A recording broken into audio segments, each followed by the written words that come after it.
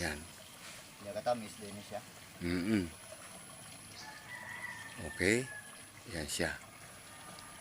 Yan. Tingnan mo naman ang katawan ni Celso. Oh, bato-bato yan eh. Oh, pag-akyat ng niyog. So, papaliwanag ko pa. Ito yung yan ang mga tingnan ko. Yun ang sasalaan na kinuha niya doon sa kanyang sa taas. Yan, ang iba nga mga marami pang. Tapos ano to? Yung pangpakulay. Tingnan ko. Yan. Kung tawagin ay tangal. Yan. Yan ang panggapang pakulay. Kasi, guys, yung iba, ayun.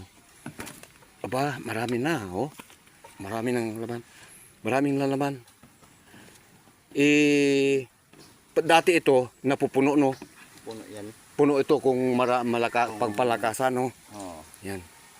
Okay. Kasi pag mahina ang ng tuba, mga ilang puno ito siguro, mga 2 puno pa lang yan, no? 3. Okay, 3 na, pero mga ron ng kulang-kulang 1 galon, no? Okay. Thank you so Okay, kita mo na, ano? Padali na yan. Mayroon pang aakyatin siya doon. Okay? Kung maghapon yan, sa 20 puno yan ay naakyat niya. So siya, kuha naman.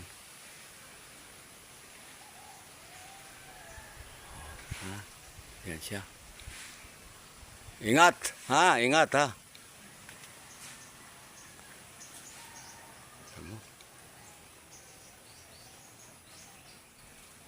Kaya ang maano lang dyan, pagka ang mahirap lang, lalo pa kung malakas ang hangin, ayan, ang kalaban yan. Yan, ginahiwa niya yung bulaklak ng niyog. Yun. Ang pag-alaga dyan, guys. Umaga at hapon.